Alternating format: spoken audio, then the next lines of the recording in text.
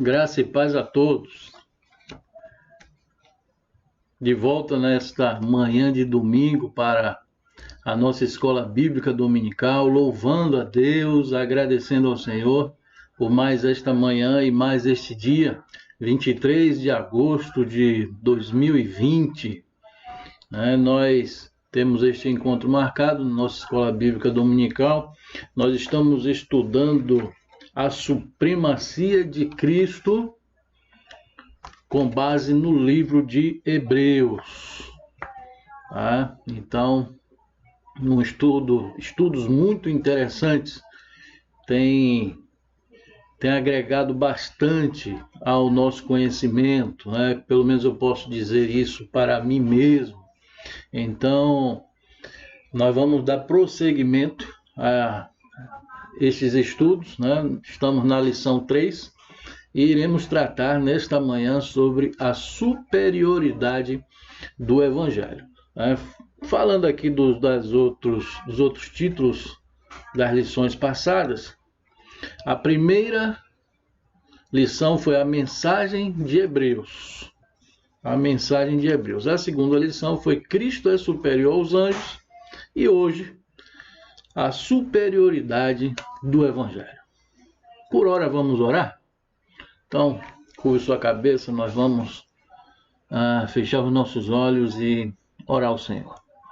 Ó Deus, nós queremos, Senhor, sempre agradecer ao Senhor por mais um dia, mais uma oportunidade em que as tuas misericórdias se renovam nas nossas vidas. Ó Deus, bom é estarmos na tua presença, bom é estarmos te servindo, bom é desfrutarmos, Senhor, deste novo dia que o Senhor nos concede.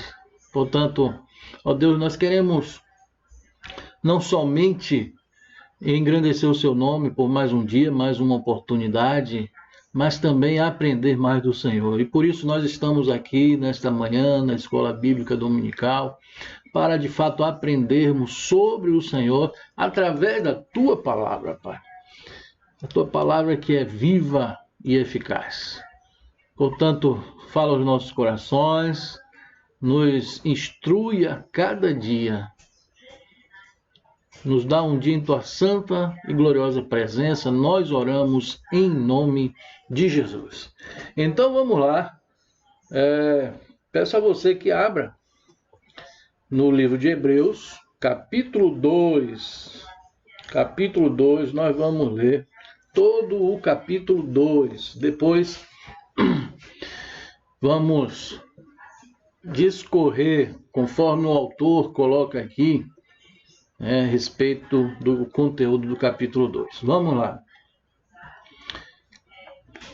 Hebreus 2, iniciando. Por isso é preciso que prestemos maior atenção ao que temos ouvido, para que jamais nos desviemos. Porque se a mensagem transmitida por anjos provou a sua firmeza, e toda transgressão e desobediência recebeu a devida punição, como escaparemos se negligenciarmos tão grande salvação? Esta salvação, primeiramente anunciada pelo Senhor, foi-nos confirmada pelos que a ouviram. Deus também deu testemunho dela por meio de sinais, maravilhas, diversos milagres e dons do Espírito Santo distribuídos de acordo com a sua vontade. Não foi a anjos que ele sujeitou o mundo que há de vir, a respeito do qual estamos falando, mas alguém em certo lugar testemunhou dizendo: que é o homem para que com ele te importes, e o filho do homem para que com ele te preocupes? Tu o fizeste um pouco menor do que os anjos e o coroaste de glória e de honra. Tu sujeitaste debaixo tudo sujeitaste debaixo dos seus pés. Ao lhe sujeitar todas as coisas, nada deixou que não lhe estivesse sujeito. Agora, porém, ainda não vemos que todas as coisas lhe estão sujeitas. Vemos, todavia, aquele que por um pouco foi feito menor do que os anjos, Jesus, coroado de honra e de glória por ter sofrido a morte, para que, pela graça de Deus, em favor de todos, experimentassem a morte. Ao levar muitos filhos à glória, convinha que Deus, por causa de quem e por meio de quem tudo existe, tornasse perfeito, mediante o sofrimento, o autor da salvação deles. Ora, tanto o que santifica quanto os que são santificados provém de um só. Por isso Jesus não se envergonha de chamá-los irmãos. Ele diz: proclamarei o teu nome a meus irmãos, na assembleia te louvarei, e também nele porei a minha confiança. Novamente ele diz: aqui estou eu com os filhos que Deus me deu.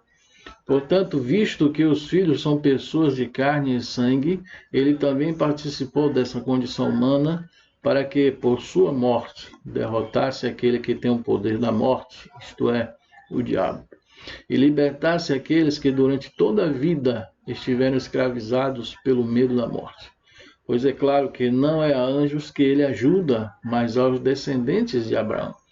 Por essa razão, era necessário que ele se tornasse semelhante a seus irmãos em todos os aspectos, para se tornar sumo sacerdote, misericordioso e fiel com relação a Deus, e trazer e fazer propiciação pelos pecados do povo.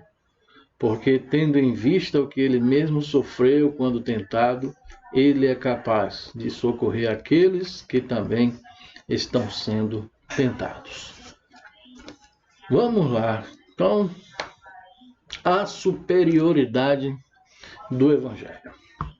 O autor coloca aqui na introdução o seguinte: existe uma perfeita ligação entre o capítulo 1 e o 2 da Epístola aos Hebreus. No capítulo 1, o autor destaca os 3 ofícios de Cristo.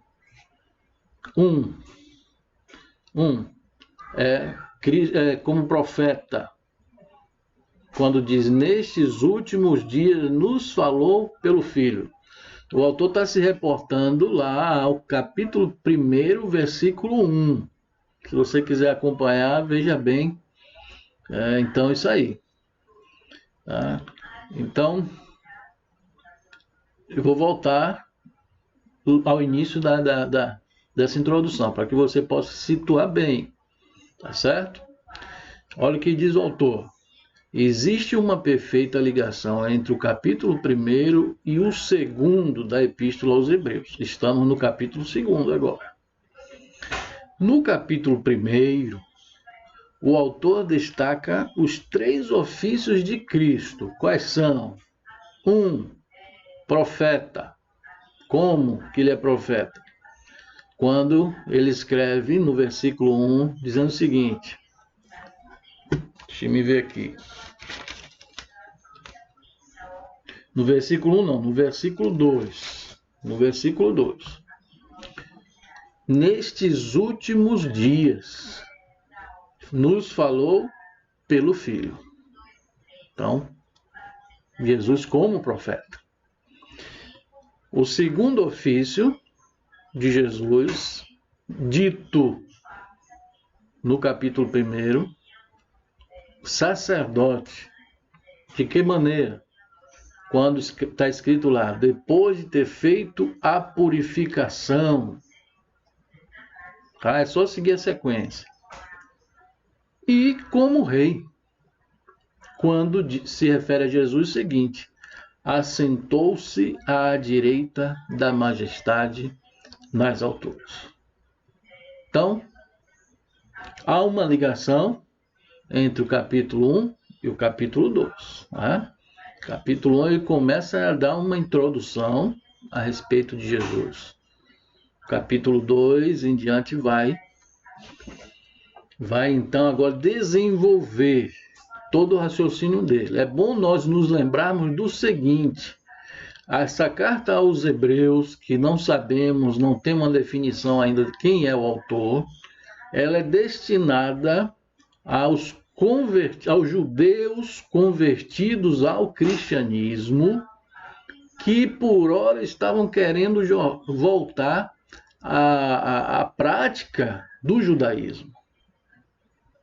Então, essa carta, ela é endereçada a estes leitores para animá-los a perseverar com sua fé em Cristo, e não retornar às práticas anteriores do judaísmo. Tá?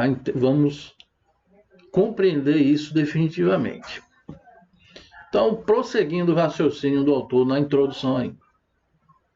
O autor continua essa ênfase no segundo capítulo ao descrever Cristo como profeta, que proclama tão grande salvação. Nós acabamos de ler no versículo 3. Como rei, coroado de glória e de honra, versículo 9. Tudo isso no capítulo 2. E misericordioso e fiel sumo sacerdote nas coisas referentes a Deus e para fazer propiciação pelos pecados do povo, versículo 17. Duas expressões aparecem nesse capítulo e determinam a unidade do argumento do escritor sobre a natureza e a obra de Cristo. Então vamos lá. Capítulo 2, versículo 1. O autor ele começa da seguinte maneira: por esta razão. Na minha versão diz assim: por isso. Mas aqui o autor colocou por esta razão, na versão dele. Nesta expressão, o autor nos lembra que recebemos uma descrição da superioridade e da grandeza de Cristo. Portanto, devemos escutar o que ele diz. Quanto mais alta é a posição de uma pessoa, maior autoridade ela exerce e exige maior atenção dos outros. Na prática não é isso?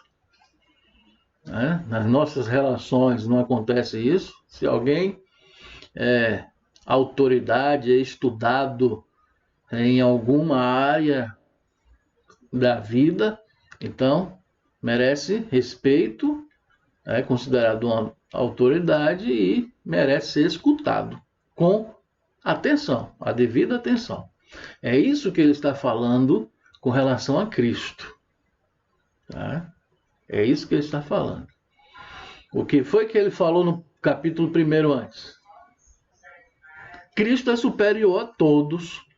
Aqueles que falaram no passado, quando ele começa escrevendo capítulo 1, no versículo 1, da seguinte maneira: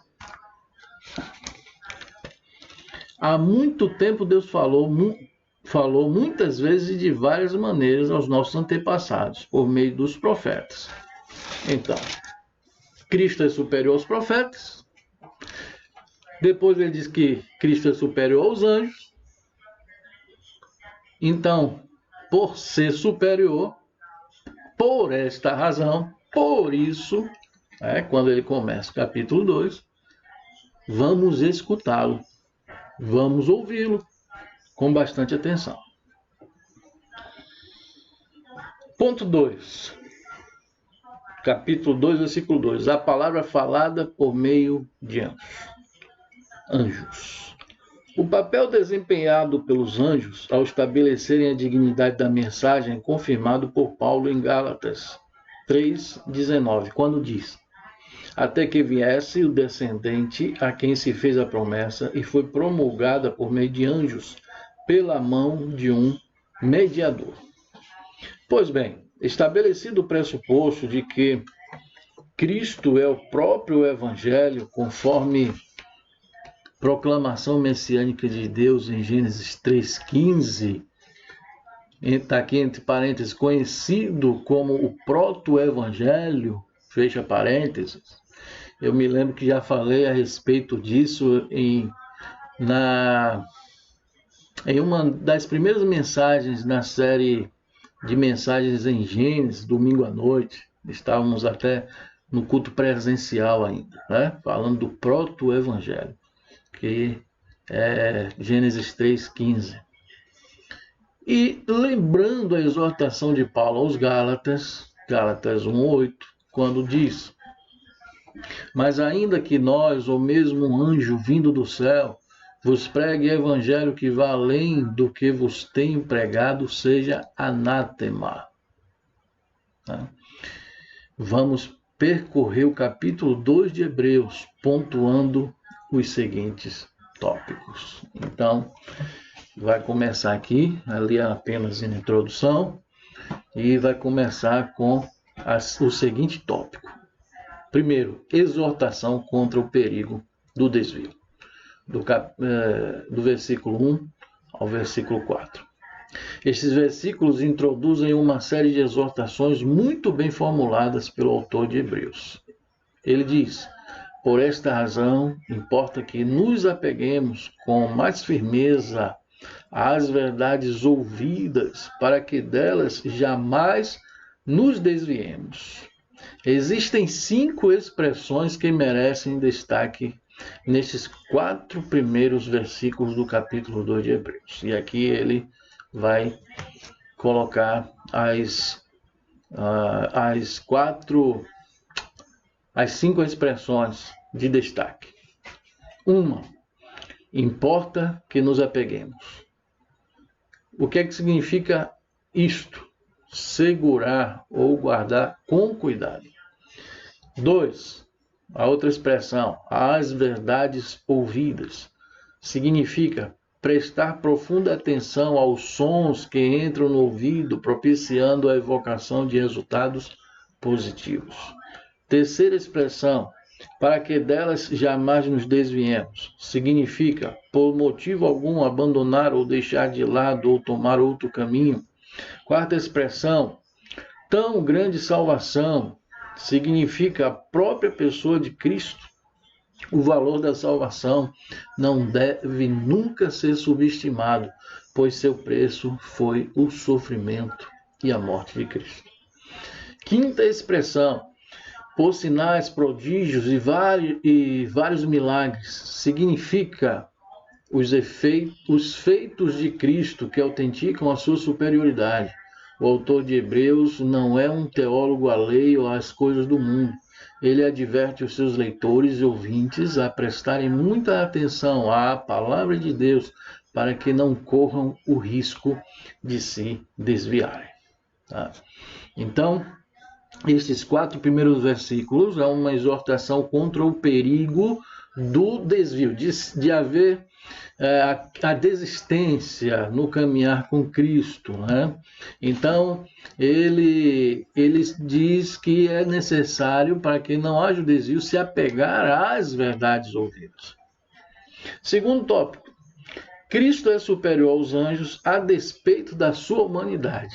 Todos nós sabemos que Cristo se manifestou em carne, mas ainda assim, ele mantém a sua superioridade com relação aos anjos. Esta verdade está do versículo 5 ao versículo 9. Vamos lá. Não há dúvida de que o grande obstáculo diante da argumentação do autor a respeito da superioridade do Filho é a sua autêntica humanidade, que o fez passar por sofrimento e morte. Tudo parece comprovar a inferioridade de Cristo em comparação aos anjos.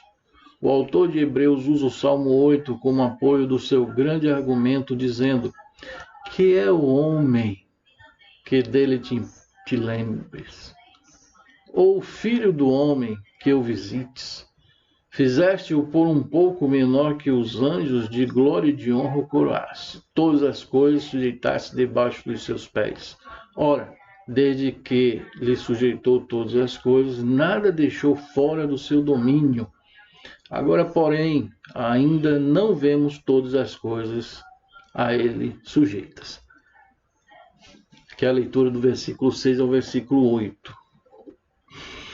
Jesus cumpriu plenamente em sua vida a mensagem do Salmo 8, usado como argumento pelo autor de Hebreus. Paulo diz: assim mesmo se humilhou, tornando-se obediente até a morte e morte de cruz. Em uma boa hermenêutica não podemos deixar de fora o texto de Filipenses, que é o que ele fez referência agora, né? Filipenses 2, de 5 a 11, que trata da humilhação e exaltação de Cristo. E o que é que diz esse texto de Filipenses 2, 5 a 11? Eu também gosto muito desse texto, faço referência a essa passagem bíblica em algumas mensagens, De fato, nós vemos ali o exemplo de Cristo, e o qual nós precisamos nos espelhar. E a intenção do apóstolo Paulo é justamente essa. Ele antes, no versículo 5, ele diz assim, olha, veja o exemplo de Cristo. Vamos fazer como Cristo fez. Então, o autor aqui detalha, com base em Filipenses 2, do 5 a 11, como Jesus se humilhou. Então, ele coloca aqui em 10 pontos, usando a passagem de Filipenses 2, 5 a 11. Coloca o seguinte, a si mesmo se esvaziou.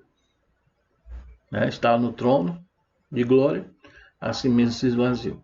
Assumindo a forma de servo, tornando-se em semelhança de homens, reconhecido em figura humana, a si mesmo se humilhou, sendo obediente até à morte, morte de cruz.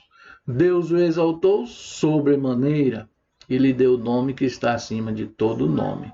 E por último, para que ao nome de Jesus se dobre todo o joelho nos céus, na terra e debaixo da terra. Então, é isso que nós encontramos em Filipenses 2, do 5 ao 11. Cristo é superior aos anjos, a despeito de sua humanidade. O terceiro tópico que nós encontramos aqui, os benefícios da natureza humana de Cristo, do versículo 10 ao versículo 18, para fechar. O autor de Hebreus desenvolve o argumento de que a natureza humana de Cristo possibilita o cumprimento do plano salvífico de Deus. E por isso não pode existir nenhuma inferioridade em Jesus em relação aos anjos, pelo que o autor focaliza a realidade integral e os benefícios da natureza humana do Filho. O que é que ele está dizendo? Apesar, ou mesmo que Jesus, tomando a forma humana, como ele tomou, vindo em forma humana, foi gerado em um ventre, porém não de forma convencional, mas gerado pelo Espírito Santo. Foi criado, cresceu, ele passou por todos os problemas que nós passamos, foi tentado, mas não pecou.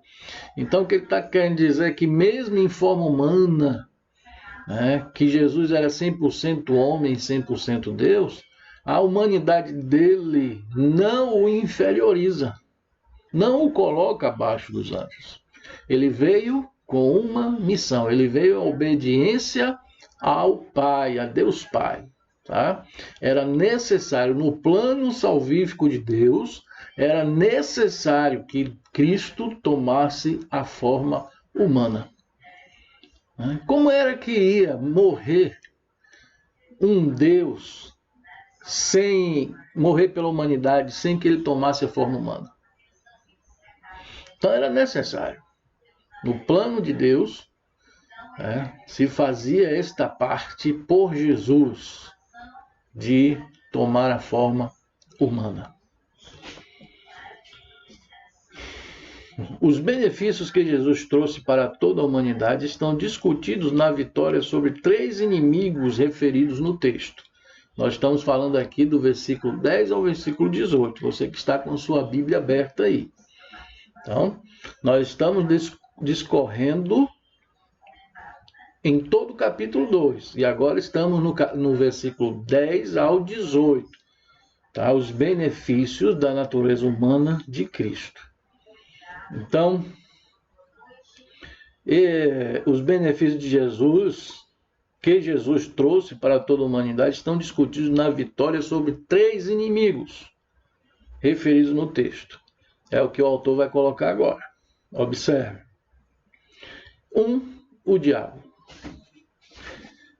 Versículo 14, que diz assim: destruísse aquele que tem o poder da morte, o diabo. Então, Jesus venceu o diabo, em definitivo, através da sua morte e da sua ressurreição. Né? Claro, vamos ver o segundo, a morte. E livrasse todos que, pelo pavor da morte, estavam sujeitos à escravidão por toda a vida. Jesus venceu a morte através da ressurreição. E o terceiro inimigo que ele venceu foi o pecado. Sim, o anterior se refere ao versículo 15, viu? Você que está acompanhando sua Bíblia, que se refere à morte. E ele venceu o pecado, no versículo 17, quando diz, para fazer propiciação pelos pecados do povo. Não diz que a Bíblia não diz que Jesus levou sobre si todos os nossos pecados? Então, ele venceu o pecado. Por isso que em Jesus nós fomos feitos agora amigos de Deus. Antes éramos inimigos. Agora em Jesus, Jesus conquistou isso para nós, nos tornando amigos de Deus, nos aproximando de Deus, nos reconciliando, como o apóstolo Paulo escreve na sua segunda carta aos Coríntios, né? Nos reconciliou com Deus. Então a vitória de Cristo sobre o diabo, sobre a morte, sobre o pecado, começou com sua encarnação. Foi revelada no fato de que ele era sem pecado e foi alcançada pelo ato da redenção na cruz. Nós podemos observar, o autor falando aqui claramente a respeito da encarnação de Cristo, né? Então, a vitória sobre esses três inimigos começou com a sua encarnação, quando Jesus tornou-se homem, igual a nós. E o diabo, ele quis abortar isso. Lembra da perseguição lá que Herodes mandou que matasse as crianças? O diabo queria abortar tudo isso. Então, Cristo, ele venceu todos esses três inimigos através da sua morte e da sua ressurreição. Então, concluindo, Deus é o sujeito principal em Hebreus 2. Porque, ele testifica, dando Deus testemunho, é isso que o autor coloca no versículo 4. Ele testifica, ele autentica, não? Ele confirma, é nesse sentido. 2, ele não deixa nada fora do domínio do homem. Versículo 8, quando diz, todas as coisas sujeitas debaixo dos seus pés, nada deixou fora do seu domínio. E 3, ele aperfeiçoa o autor da salvação. Versículo 10, que diz, aperfeiçoar-se por meio de sofrimentos o autor da salvação deles.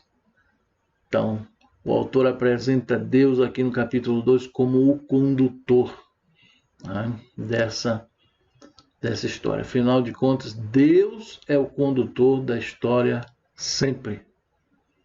Sempre. O autor da salvação é Jesus, coroado de honra e de glória por causa do seu sofrimento e morte em favor do seu povo. O mundo descrente rejeita o sofrimento e a morte que Jesus teve que enfrentar. Mas, às vistas de Deus, o curso de ação de Jesus foi mais apropriado. Sem derramamento de sangue, não há remissão de pecados. Amém? Então, assim chegamos ao final da lição de hoje. Mas nós vamos orar e depois vamos fazer uma breve meditação, ainda com base nesta passagem bíblica. Vamos orar. Ó Pai, agradecemos, Senhor, porque na condução da história da humanidade, o Senhor criou o plano salvífico para que ninguém se perca. E enviou Jesus com a grande missão de tomar a forma humana, morrer pelos nossos pecados, morrer para nos dar vida, ó Deus, e nos apresentar o único caminho que nos leva a Ti, que é Jesus. Portanto, Deus, nós não tínhamos perspectiva alguma e nós louvamos o Teu nome, porque o Senhor demonstrou o Seu grande amor através desse grande ato. Portanto, Pai, louvado, exaltado, engrandecido seja o Teu nome. Hoje nós temos a grande perspectiva e a expectativa de estarmos na glória com o Senhor. Portanto, devemos ao Senhor, devemos a Cristo Jesus por tão grande realização. Nós oramos em nome de Jesus. Amém. Meus irmãos, eu quero meditar com base aqui nesses versículos, nesses 4 primeiros versículos do capítulo 2, e eu vou ler novamente, que diz assim: por isso é preciso que prestemos maior atenção ao que temos ouvido, para que jamais nos desviemos, porque se a mensagem transmitida por anjos provou a sua firmeza, e toda transgressão e desobediência recebeu a devida punição, como escaparemos se negligenciarmos tão grande salvação? Por esta salvação, primeiramente anunciada pelo Senhor, foi-nos confirmada pelos que a ouviram. Deus também deu testemunho dela por meio de sinais, maravilhas, diversos milagres e dons do Espírito Santo, distribuídos de acordo com a sua vontade. Até aí nós vamos ficar. Meus irmãos, o autor de Hebreus, depois de falar no capítulo 1 da superioridade de Cristo com relação aos profetas e a todas as manifestações de Deus no passado, e também lembrando da superioridade de Jesus com relação aos anjos, agora o autor está incentivando os seus leitores a não se desviarem dos caminhos do Senhor, por apenas um único motivo, que na verdade deve ser o suficiente para a permanência no caminho do Senhor. Sabe qual é o motivo? É o Evangelho de Cristo Jesus. Porque ouvir o Evangelho é ouvir o próprio Jesus. O cristianismo é o próprio Senhor Jesus.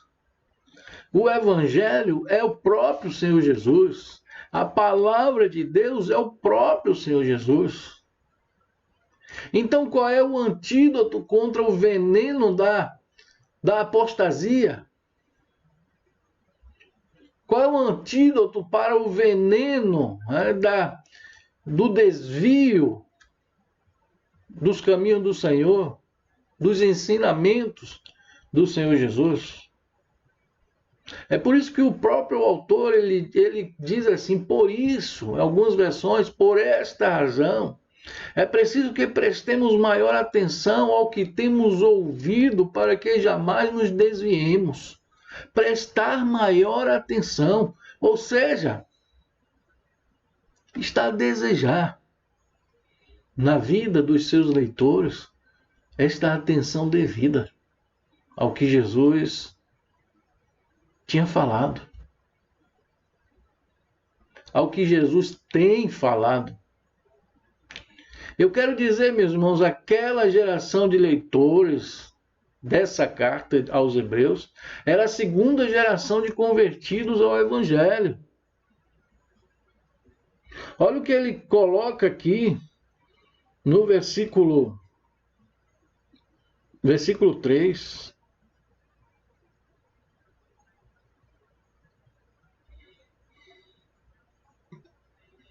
Como escaparemos se negligenciarmos tão grande salvação? Esta salvação, primeiramente anunciada pelo Senhor, foi-nos confirmada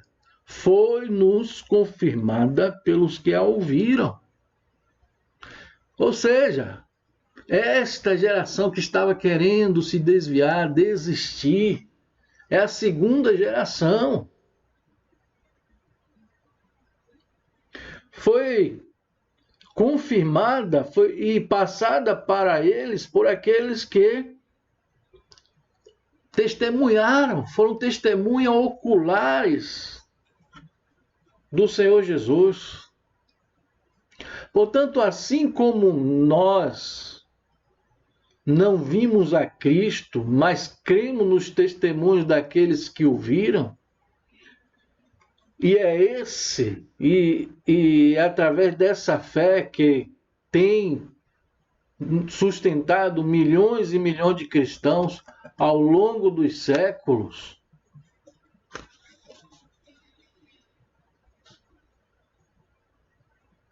Nós também somos enquadrados juntamente com essa segunda geração que não vimos a Jesus, mas confiamos no testemunho daqueles que o viram. Nos lembra aquele momento em que Jesus se apresenta ressuscitado aos discípulos e Tomé, meio incrédulo, foi necessário colocar a mão na ferida de Jesus. Aí Jesus diz: bem-aventurados que não viram, mas creram. Nós somos esses bem-aventurados. Então a preocupação do autor é algo bastante prático, é pertinente, é o que acontece muito nos nossos dias, por aí afora. Naquela época, como também na nossa, um dos motivos pelo qual as pessoas se desviam é por causa da opinião pública, muito mais no nosso tempo, muito mais agora. Se as pessoas do passado já faziam a sua pressão com relação à fé em Cristo Jesus, colocando dúvida na mente dos cristãos, na mente dos filhos de Deus, muito mais agora estamos convivendo com esta pressão da opinião pública. E aí falo no geral. O que muito ouvimos, meus irmãos, numa corrente contrária à fé no Evangelho de Cristo Jesus.